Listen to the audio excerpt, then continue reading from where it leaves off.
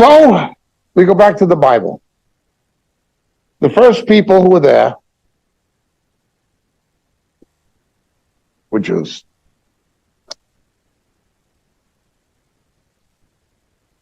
Not yet called Jews. Let's say they're not even called this yet. Israelites. Later they were called Hebrews.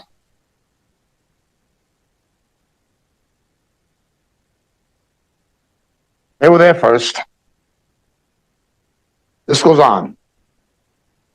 And it goes on until approximately the 13th century. They're in Egypt for about 420 years.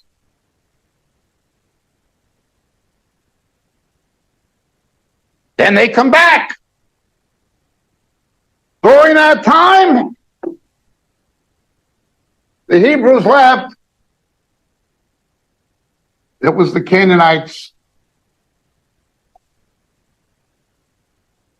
But Joshua fought the battle of Jericho and the walls came tumbling down. That went back to the Hebrews, the Ivrim. Then it goes on. This is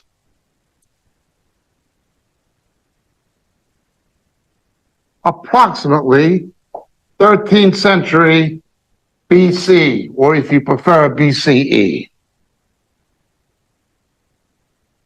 Well, what happens? And around 1250, the conquest is completed. And around the year 1000 BC, 1010 perhaps, King David establishes Jerusalem as the capital. And it goes on. But because of the sin of the people, a split happens among the Jews, just as happened among the sons of Ham.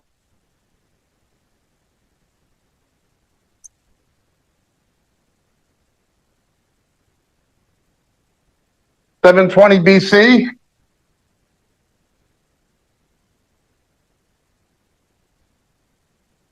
The Assyrian captivity of the 10 northern tribes. 585 BC, Judah also backslides and goes the way of Israel, the 10 northern tribes. And then you have the Babylonians. Okay. We will leave it there for a 10-minute break, and then we will continue.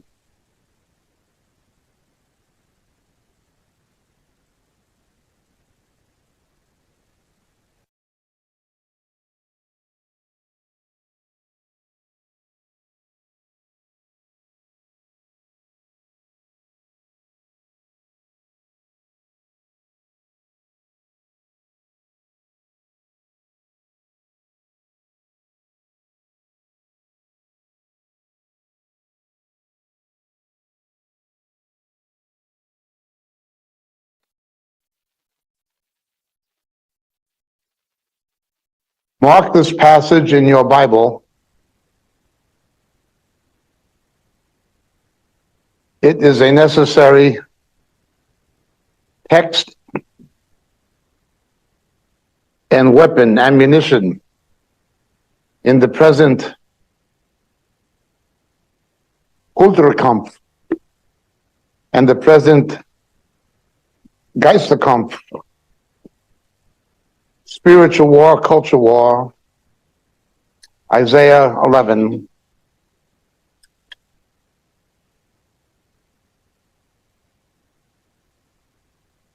Verse 11.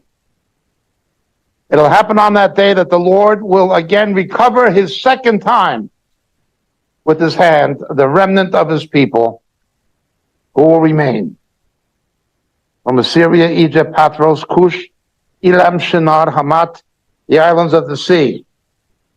Notice it is a diverse array of nations for the second time. Twice and only twice were the Jews to be split up and regathered. The first time happened, as predicted by Jeremiah and Isaiah and referred to in Daniel. This happened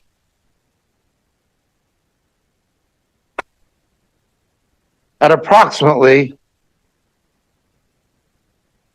520 BC with the decree of Cyrus the Great, followed by Darius the Mede. Okay? That was the first time. But then they only came back from the Persian Empire, which encompassed Iran and the former lands of Babylon and Assyria, say Iraq, part of Syria. If we read Ezra, Nehemiah, and 2nd Chronicles, and Ezra wrote 2nd Chronicles, you see that the people of the 10 northern tribes who went into the Assyrian captivity after the Persians conquered Assyria, as Isaiah also predicted would happen in Isaiah chapter 44 and 45. The Jews from the 10 northern tribes came back with them, so they were never lost. Additionally, during the national backsliding of the kings like Jeroboam II, during the reign of kings like Asa, a good king, in Judah, the faithful people from the 10 northern tribes came south and joined Judah. Part of the tribe of Dan, but a lot of other people. That is why in the New Testament you read when James writes his epistle to the 12 tribes. They weren't lost. Or when you read Luke's nativity narrative. Remember the old lady, Hannah? She was from the tribe of Asher. These tribes were never lost. The scripture tells us exactly what happened to them, and so does history. This old nonsense of British Israelism and the lost tribes, these things are absolute nonsense. They have no biblical, historical, or anthropological basis whatsoever. It's all nonsense. Separate subject, I only mention it in passing. So the first time was 520 BC. They come back.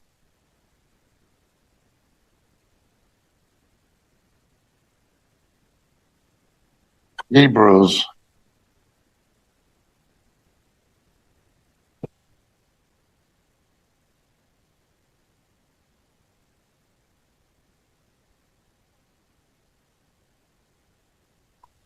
The second time, however, they'd be regathered again. And it would be from a vast array of nations.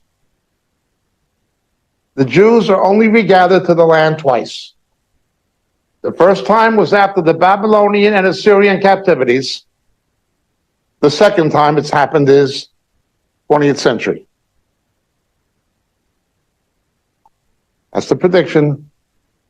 It only happened twice. But let's continue.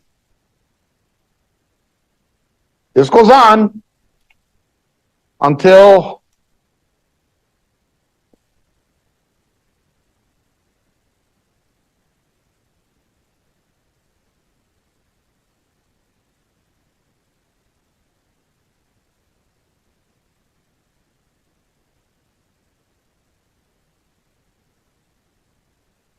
.63. The Hellenistic period, the Yevanim in Hebrew, we know as the Greeks. This goes on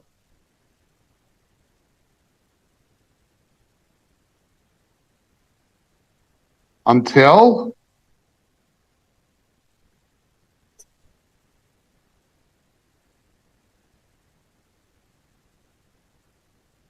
160 BC. As predicted by Daniel, as celebrated by Jesus in John 10, Hanukkah, the Maccabee revolt. Going into the Hasmonean period, Hebrews.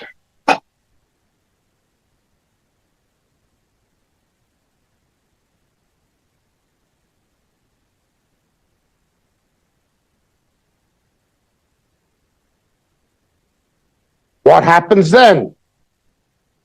This goes on until an event happens that prefigures what the Antichrist is going to do. They made a deal with the Romans. The Roman general Pompey enters the Holy of Holies, a type of the Antichrist. Whenever somebody other than the high priest enters the Holy of Holies, it's a picture of the Antichrist setting up the abomination. This was the general Pompey. They made a deal with the Romans, and they were betrayed by the Romans.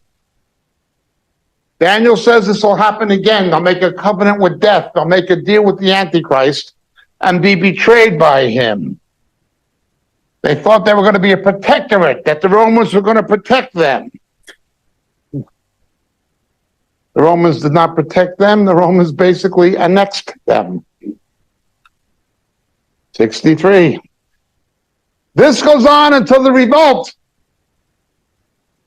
Again, predicted by Daniel and Jesus.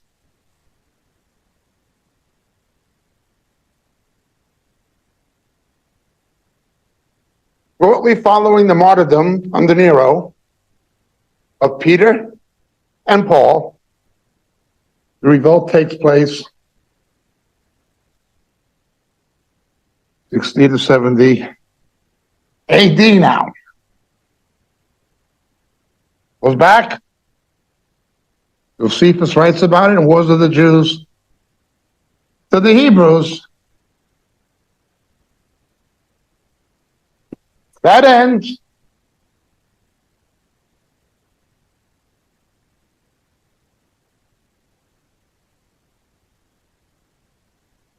In the AD, temples destroyed as Daniel and Jesus predict. And it's back again under the Romans.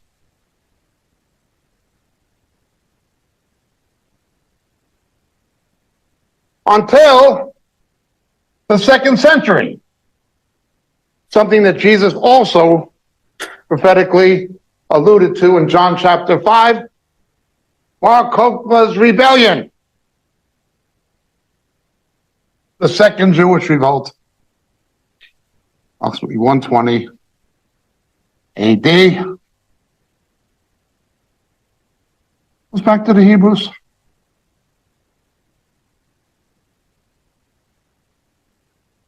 They follow a false Messiah named Bar Kokhba, having rejected the true one named Jesus. And as the false prophet, will tell Jews to follow the Antichrist. Rabbi Akiva, a false prophet, told the Jews to follow Bar Kokhba. These are addressed in my book, Shadows of the Beast. But it goes on. By the year 132, it's all over. Even before that, but it goes back to the Romans. And the Jews are now not even allowed in Jerusalem.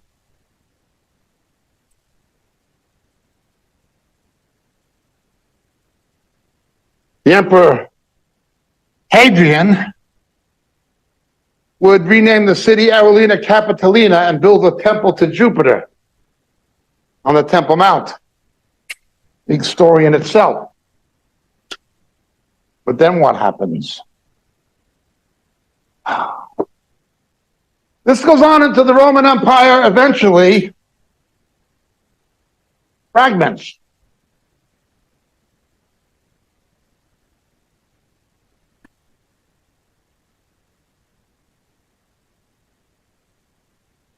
Then it is the Byzantines.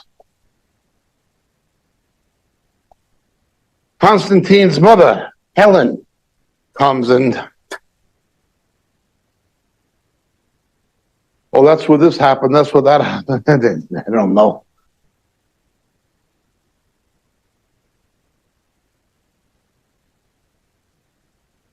Goes on.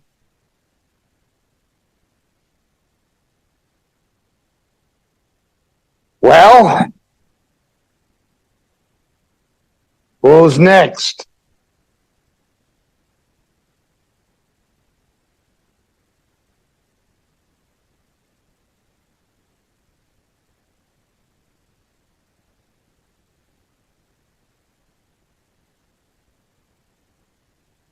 Arabians.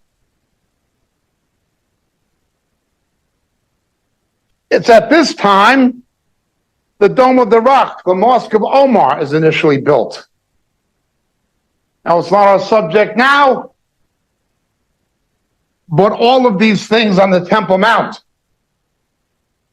foreshadow the abomination of desolations spoken of by Daniel and Jesus. In 70, the Romans set up pagan incense where the holies of holies have been, began worshiping of the gods. Okay. Arelina Capitolina, Temple of Jupiter, picture of the abomination of desolations.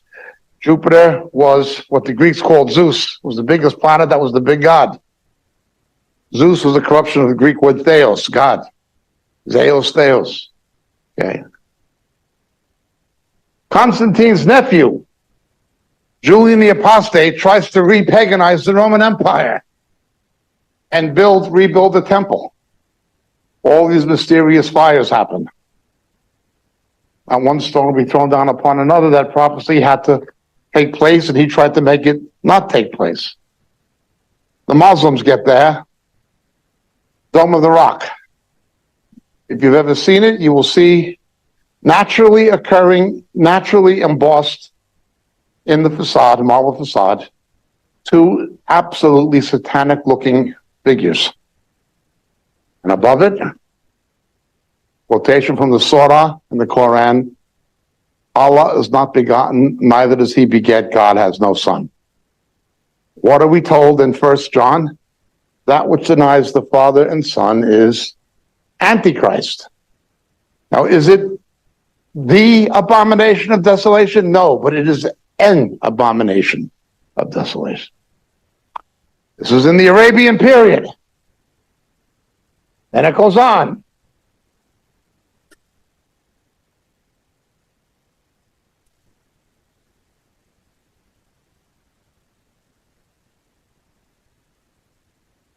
The way that the economy of Europe is reliant upon oil from the Middle East, then it was a pre-industrial agricultural economy. And spices were a way in an agricultural economy not only to make food taste better, but to last longer. Spices revolutionized the economy of Europe. The troubadours' crusades went all the way to India. Spice trade routes went through the Holy Land. The war was ostensibly about the right of Christian pilgrims. Well, that was a half-truth. It was about the spice trade. Today, it's about oil. Then it was about spices. And the rival banking families of Italy wanting to control the papacy and the economy of Europe and so forth. This is the period of the unholy crusades. But they, of course, said they were holy. Not long after William the Conqueror conquered England. They called it the Holy Latin Kingdom. And they basically made it like European feudalism, with lords, nobles, the whole bit. These are the days of Richard the Lion-Hearted, and so forth. This goes on. Finally, Salah ad-Din, at the Horns of Hattin, defeats the Crusades. The last holdout is the city of Akko. known as Ptolemy in the New Testament. Paul stopped there, but now it's Akko. And they finally withdraw to Europe, taking as much pillage as they can with them after their defeat by Saladin. Now then, Islam was having its golden age. Europe was in the Dark Ages. Islam, however, was a westernized philosophical Islam. It was not an Islamic fundamentalist Islam. They followed the philosophies of Aristotle. And while under medieval Roman Catholicism, Western Europe, Germany, England, France, Italy, Spain, were in the Dark Ages. If you want to know what a Roman Catholic world would look like, look at what a Roman Catholic world was like. Look at the Dark Ages. They had carte blanche to do anything they wanted for 1,200 years. Look what they did. They put Europe into the Dark Ages. It wasn't until the Renaissance it began to climb out of it. The Byzantine Empire preserved Greco-Roman civilization in the East, but the Crusades conquered that. When the Crusades came back from the East, they saw Islamic architecture, flying buttresses. Islam was ahead in astronomy, mathematics, chemistry, medicine, and the seeds of the Renaissance were planted in Europe. Then it was the Roman Catholic world who were the pagan barbarians. The same as you see Islamic suicide bombers sending children, the suicide bombers. Then that was the Catholic Church under St. Bernard, no wonder they named the dog after him. The Children's Crusades. Literally. You get out of purgatory free. Get out of purgatory free. And the kids were dying. Islam was relatively civilized. Roman Catholicism was barbarian. They were the pagans. They were the savages. Okay. Of course, it was a different Islam than you see now.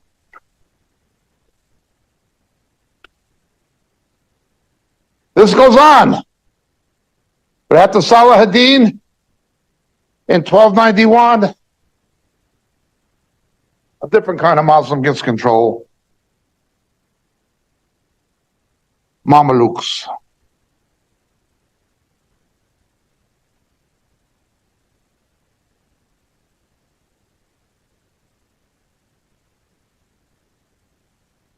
Succeeded in 1516 by the Ottoman Turkish Muslims who enslaved the Arab Muslims. To understand what that hatred was like, read the book Lawrence of Arabia.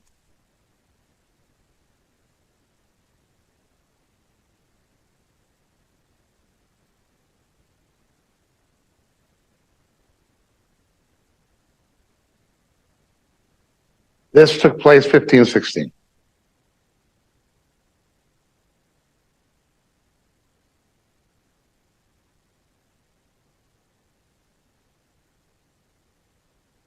The Australians were so angry about what happened in the Dardanelles at Gallipoli. They were hell-bent on vengeance. And the British, under General Allenby, marched on Jerusalem, taking their vengeance for Gallipoli in a massive cavalry charge at Beersheba, where Abraham was. The Australians broke the back of the Ottomans in the Middle East. Lawrence of Arabia engineered an uprising among Arabs against the Turks, who are aligned with the Kaiser in Germany. Okay. This goes on, 1917.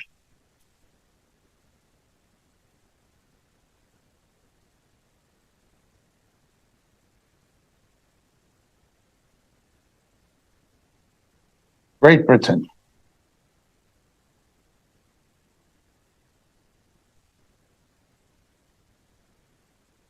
In the aftermath of World War I, the map of Europe and the map of the Middle East had to be redrawn, and much of Africa.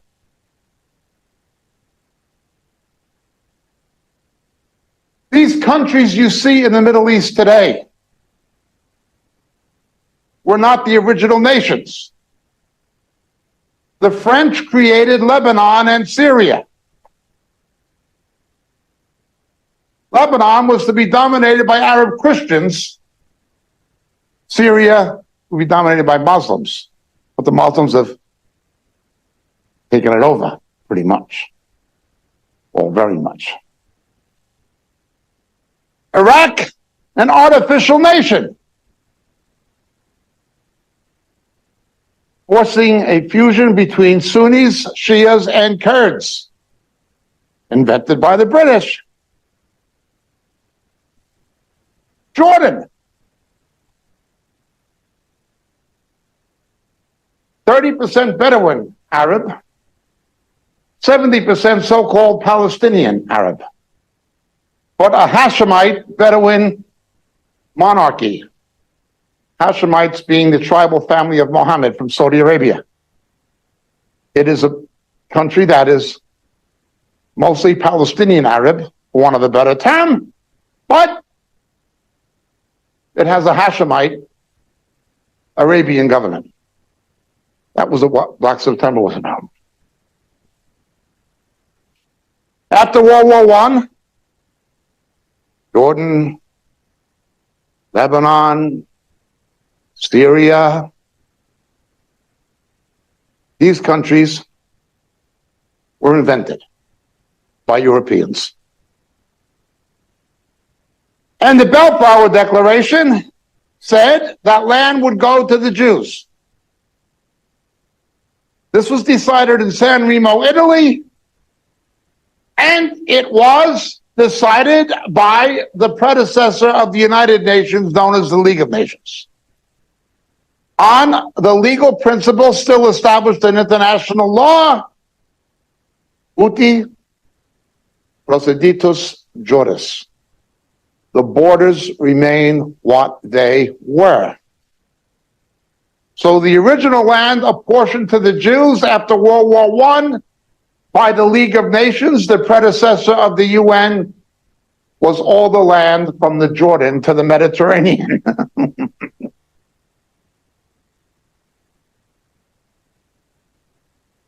By international law, the West Bank belongs to the Jews, you understand?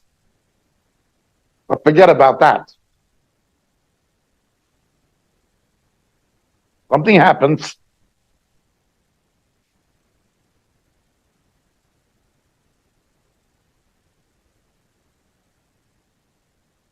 (1948).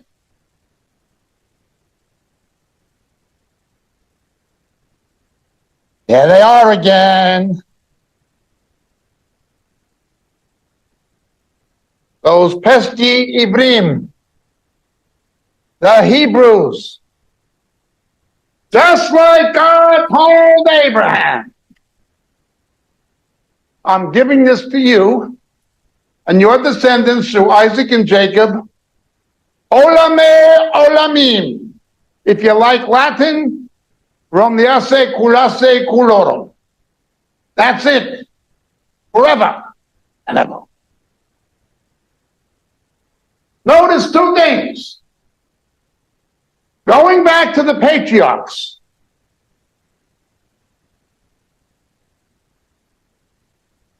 no matter who had it, it kept going back to the people God promised it to.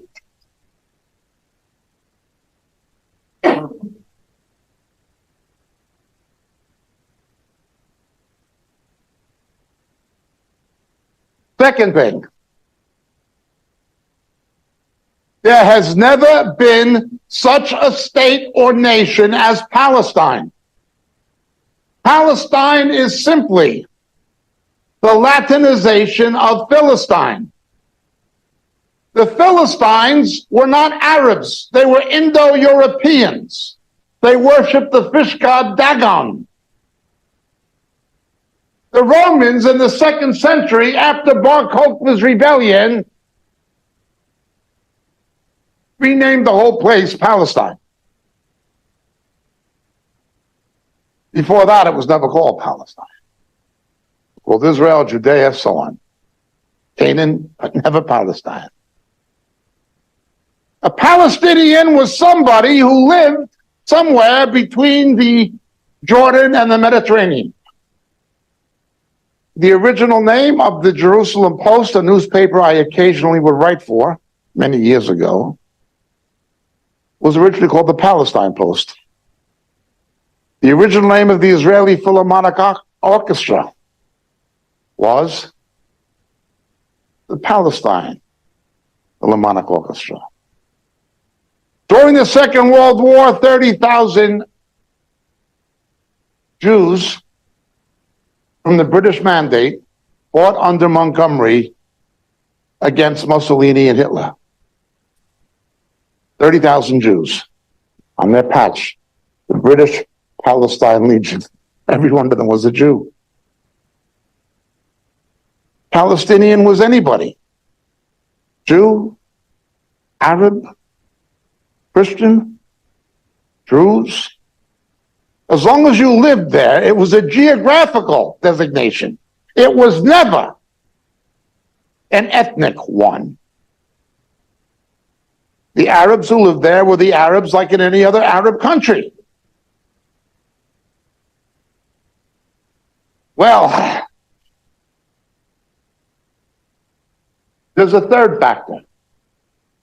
Factor one, it always reverted to the people God gave it to.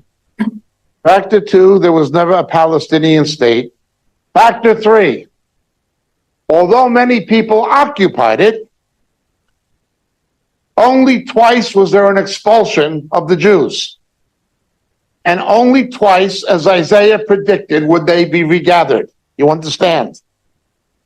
It happened in the days of Ezra and Nehemiah in 520, and it happened in 1948. Although the Aliyah began in the late 19th century. Just as Isaiah predicted. That is the irrefutable historical record. Not just a biblical record, it's a historical record.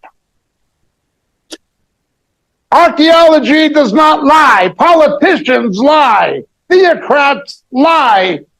The mainstream media lies. Archaeology doesn't lie. The archaeological record verifies the Jews are the indigenous people. And so I ask, can a Seminole occupy Florida? Of course not. Why not? They were there first. Don't you want to watch them wrestle alligators? Buy some souvenirs in the Everglades? They were there first. Let them have their casinos. What's your problem? Of course, they're not an occupying presence. Well, can an Apache occupy Arizona? Of course not. Let them have their casinos. What's wrong with you? Well, can a Maori occupy New Zealand? Of course not. Why not? They were there first. Can an Irishman occupy County Tipperary? Certainly not. Why not? It was there first. By definition, an indigenous people cannot be considered to be an occupying presence in their native land unless they are a Jew.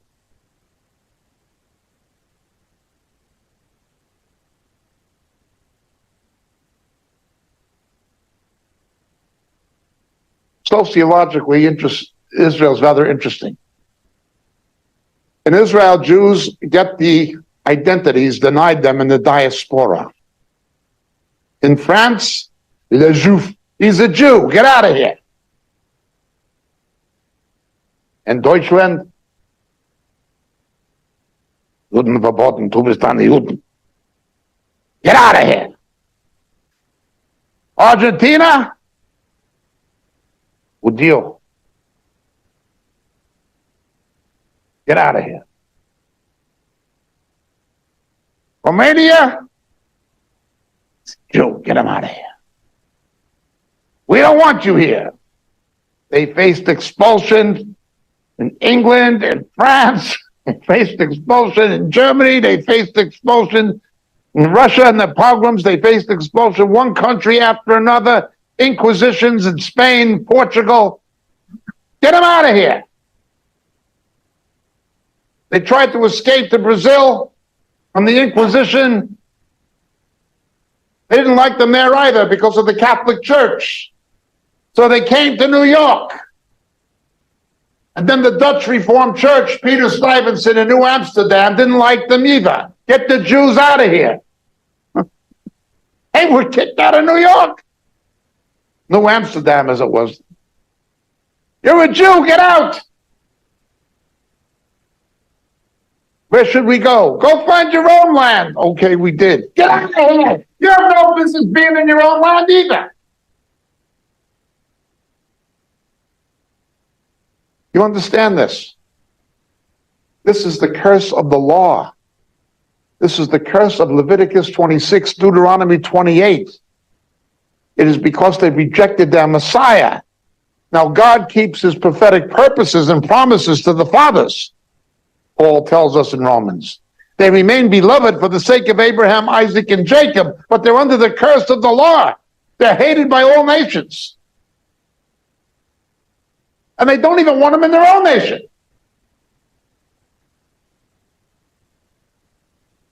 They're called a colonial presence, as if Europe was their home country. Didn't you ever hear the Spanish Inquisition or the Holocaust or the pogroms? They didn't want them in. They were kicked out of England in 1200s. They murdered them in Yorkshire.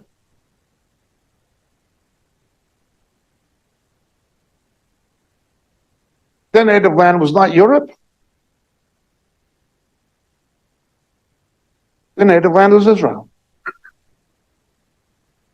Only a Jew can be called a colonialist, a European settler in their own nation.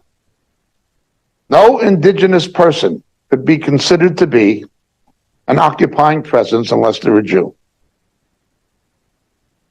It's not rational. It's not fair. But that's what we're dealing with.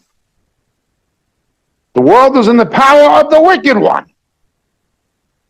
These are the realities. This is the truth. No matter who got the land, it always went back to the ones God gave it to. There's never been a Palestinian state. More about that in a second. And twice, and only twice, were they to be regathered, and they have been. Jordan grabbed the West Bank in the 1940s. The Arabs who lived in the West Bank, East Jerusalem, Bethlehem, Jericho, Nablus, were Jordanians. Until one day in 1970, when the Tooth Fairy showed up with the magic wand.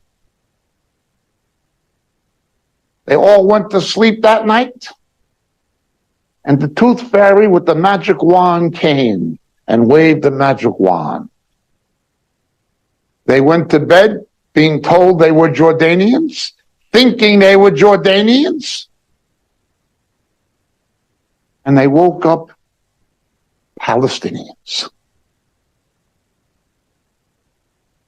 And the Tooth Fairy didn't even leave them a buck.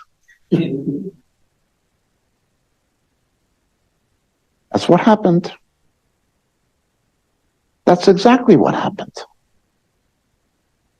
In 1968, King Hussein of Jordan said,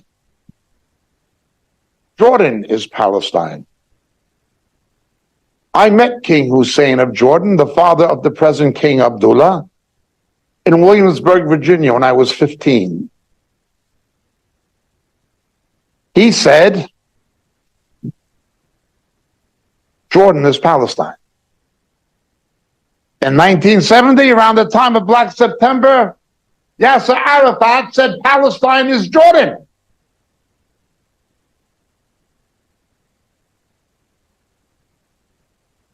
Right from the beginning.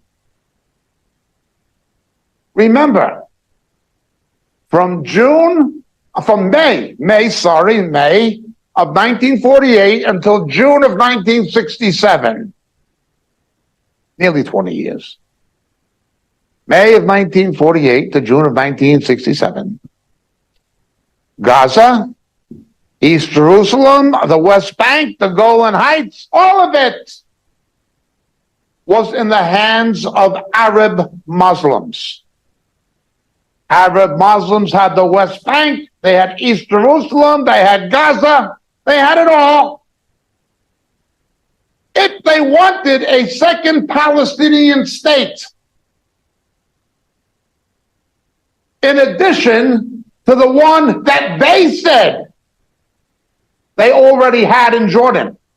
In other words, if they wanted a third Palestinian Arab Muslim state, why didn't they make one when they had nearly 20 years to do it? Nobody would have stopped them.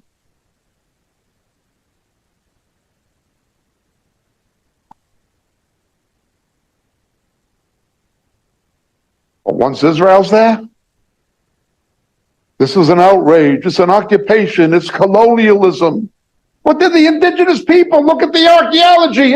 We forget about that. We don't care about the facts. Olenskism, Goebbels, Jesuit education. It's reality. He had 20 years.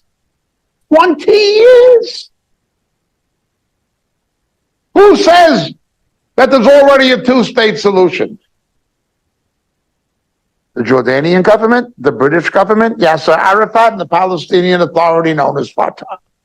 The League of Nations and the United Nations, they all said that there's a Palestinian state in Jordan. Now they want a third one. No, they can't have a third one because Fatah, the Palestinian Authority, controls the West Bank undemocratically. They haven't had an election in nearly 20 years because they're afraid Hamas would win. So there's no legitimate Arab, Muslim, Palestinian government in the West Bank. They're in violation of the Oslo agreements, which the Jews are expected to keep even though they don't. They haven't had an election in nearly 20 years. And Hamas, that's essentially controlled by Iran, controls the Gaza Strip. So now you need what? No, we need a four-state solution. This is getting ridiculous. We don't want a four-state solution. We want a one-state solution from the river to the sea. They want the extermination of the Jews from their land. That is what's happening. I want to tell you about the most stupid people in Florida. Now, my family are Israeli Jews. I assure you I'm not anti-Semitic. But I want to tell you about the most stupid people in Florida, since we happen to be in Florida.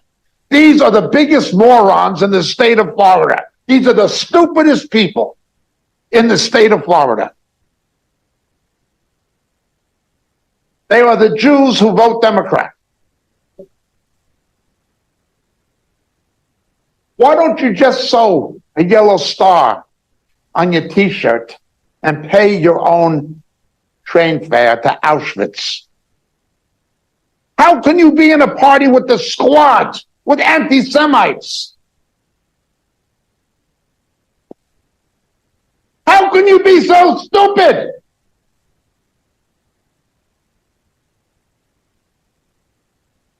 People can be unbelievably stupid. Unbelievably stupid.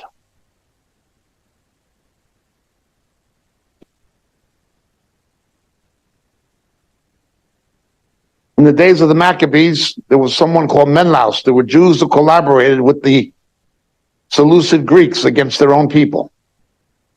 Today, it's the same thing.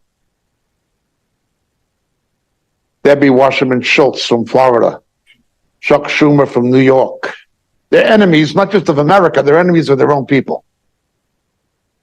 How can you be in a party with Tliab and Olmert and these? But they are. It's self-interest. They'll sell America down the river to radical Islam, and they'll betray their own people, the Jews, and have no qualms about it. People like Adam Schiff, they have no scruples and no morals, and those who vote for them have no brains. Tell them I said so. And I'm not a Republican, by the way. I'm an independent. Well, how do we understand this or approach this issue as Christians? As Bible-believing Christians, what does Jesus himself, speaking in the first person, say about what's happening now? What does he say? You've heard what social media says. You've heard what the politicians say. You've heard what mainstream media says. You've heard what the United Nothing says. You've even heard what I said. What does Jesus say? Look with me, please, to the book of Zechariah, chapter 12, if you don't know.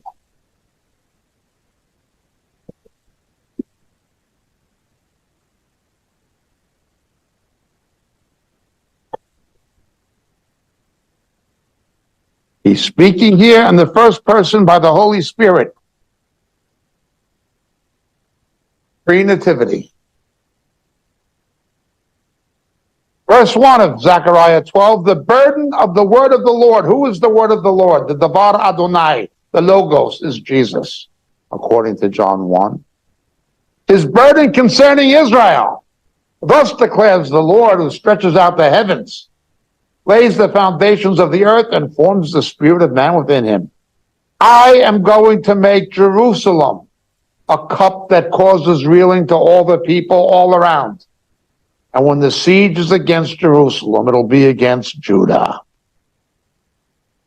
It'll come about in that day, I will make Jerusalem a heavy stone for all the people, and all who lift it will be critically injured. All the nations of the earth will be gathered against it. All the nations of the earth?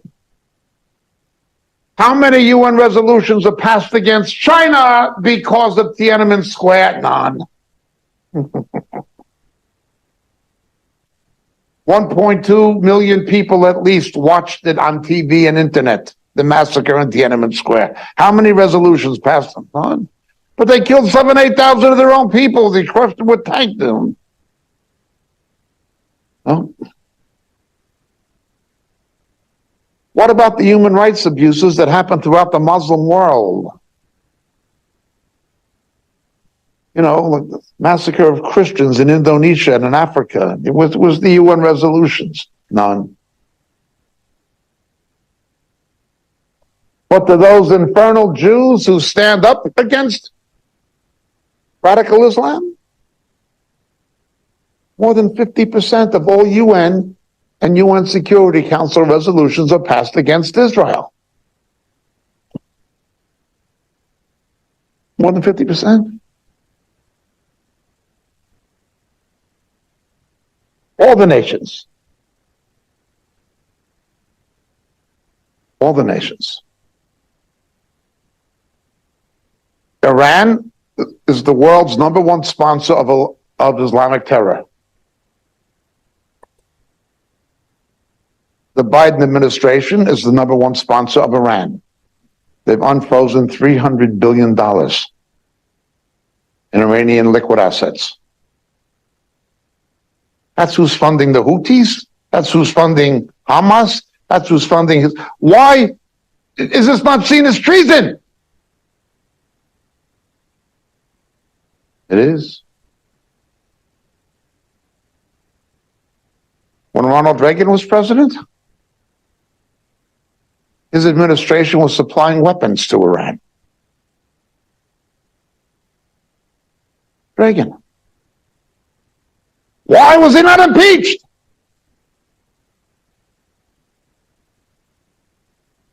America abstained from a resolution under Barack Obama saying the Jews had no right to the biblical sites, no claim, including the Wailing Wall. America abstained. Didn't veto it, just abstained. Barack Obama called the Prime Minister of Britain, called the Prime Minister of New Zealand, and persuaded them to vote against Israel, to say the Jews had no right to the Wailing Wall. This is the American, this is Reagan, this is Obama, this is Biden, take your pick. Trump was different. Make of him what you want. But anybody who tries to remove Jerusalem, they're going to hurt themselves grievously. Remember, the real issue is not the final status of Gaza or the West Bank or the Golan Heights. It's the final status of Jerusalem. It's where Satan got his biggest defeat, and it's where he will get his final defeat. The feet of Jesus will stand on the Mount of Olives, Har-Zayim. You lift it, you're going to be hurt grievously. You tried to divide Jerusalem. So let's look. Verse 10. I will pour out on the house of David and the inhabitants of Jerusalem, Ani eshpoch al bet David, the spirit of grace and supplication. They will look upon me who they have pierced, crucified, and mourn for him as one mourns for an only son. It's Jesus speaking in the first person. They will look upon me. The reference is Revelation 1:7.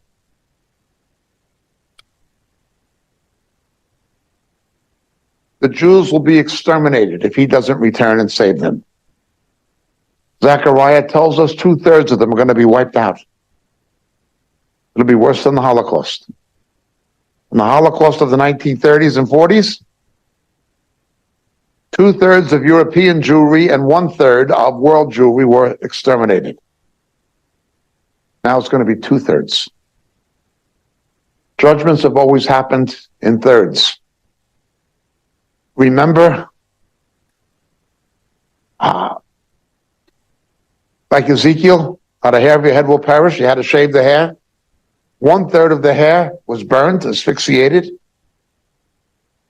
1/3 of it was chopped up with a sword, and 1/3 scattered to the breeze. A few hairs he had to tie to the fringe of his garment. Now that refers to the tzitzit, to the tassels on the talit, the prayer shawl. There's one for every commandment of the Torah. In other words, those Jews who kept the law of God kept them.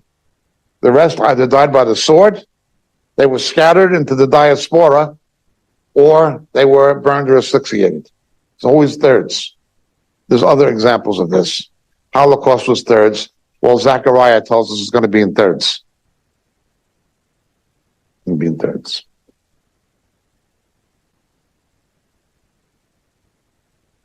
This has to happen in Jerusalem. Look with me, please, to Luke 21:24. They will fall by the edge of the sword and be led captive into all the nations. Jerusalem will be trampled under the feet of the Gentiles, the ethnic nations, until the times of the Gentiles be fulfilled. Now that is ultimately bound up with the prophecies of Daniel concerning the Temple Mount and so forth. Strictly speaking, the times of the Gentiles are not yet fulfilled, but they're being fulfilled. The Jews will be scattered among the nations until, pletheron in Greek. Times of the Gentiles, ethnon, pletheron, ethnon. Same two words occur in Romans 11 in a different but related context. A time will come when Jerusalem will no longer be under the feet of non-Jews. And that will include the Temple Mount, ultimately. Relates to Revelation 11 and so forth.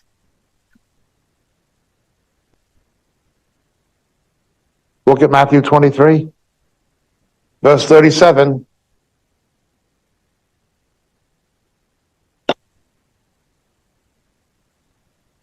Jerusalem, Jerusalem. Yerushalayim, Yerushalayim. Who kills the prophets and stones those who are sent to her. How often I wanted to gather your children together the way a hen gathers her chicks under her wings, but you were unwilling. I wanted to protect you from these terrible things that have happened to you throughout your history. I wanted to protect you. Going back to Genesis 3, Satan was trying to wipe you out. I was trying to protect you. But you rejected me. Your house is left to you desolate. You will not see me again, Jerusalem, Jerusalem, until you say, Baruch haba b'shem Adonai. You like the Vulgate? Benedictum qui veni in nomine Dominum.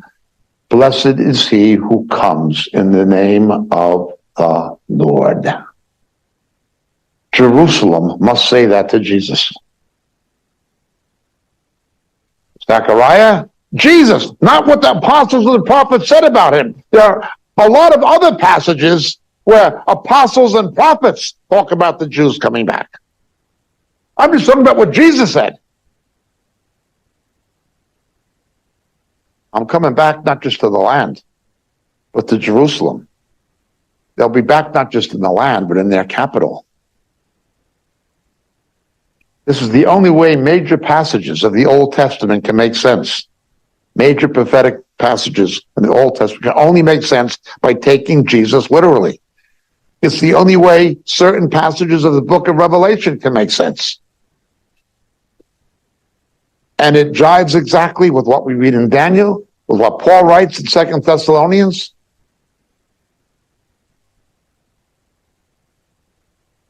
They'll be back in that land. They will be back in that city. But somebody has a lot to lose. His name is the devil, Satan. He knows that two things have to happen concerning the Jews before his kingdom has fallen down. One is that they must be regathered to their land and to their capital, and he must get them out of there. He will use politics, politicians, the United Nothing, Islam, anything he can, including left-wing Jews, to stop that from happening. The other is in Romans. The natural branches being grafted in again. Jews turning to Christ in significant numbers again before he returns. Remember, the first Christians were Jews, the last Christians will be Jews. Not our subject now, but it relates. Satan hates the fact that Jews are beginning to believe again. I think of my own children when they were little in Galilee. My children were born in Galilee. And it was strange. I had been to university, but I'd never been to seminary. And when I came to Britain to study theology, my children didn't know English all that well. They knew Hebrew and they knew Romanian from their grandparents and a bit of Yiddish and some English at that time. And my daughter was 4, my son was 2. And we came to Britain and we attended a Baptist church. And my little girl, now she's a grown-up lady with a child of her own. She's a corporate lawyer. But anyway, then it was different. And she would ask me, and she's still learning English now, right? Abba, why do we go to church on Sunday instead of to the Asifa Meshachit, the Messianic Fellowship on Shabbat? Who's Jesus? She knew about Yeshua. What's Christmas? She knew about Hanukkah. What's Easter? She knew about Pesach, Passover. All she knew is that she was Jewish and she was from Galilee, and Jesus was Jewish and he was from Galilee, and he was the Messiah. 4 years old. That's all she knew. She had no concept of Western Gentile Christianity as a little. She didn't know what it was. And she understood after a couple of years. She had the whole thing worked out, but it was she just didn't get it. She's a little kid. What am I going to tell her? And my son more so. He was only 2 when he got to Britain, but that was it. And I remember my wife's family were mostly killed in the Holocaust, most of them, but her parents both narrowly escaped as children, very narrowly. But most of the family were killed. And I remember my children, when they were younger, saying to their grandparents, Saba, Savta, grandmother, grandfather, abuela, abuelo, why don't you believe in our Messiah, Yeshua?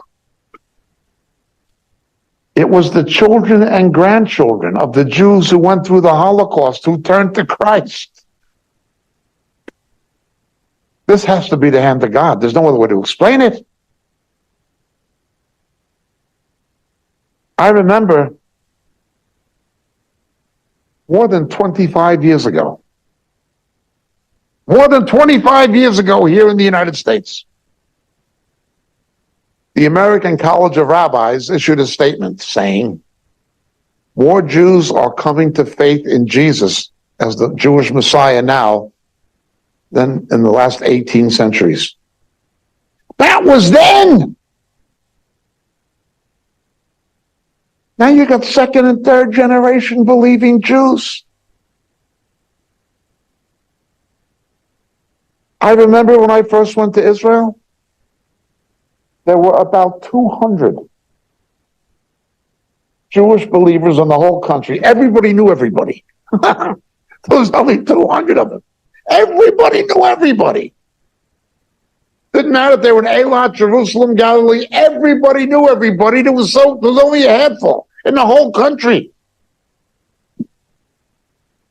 I couldn't tell you how many now,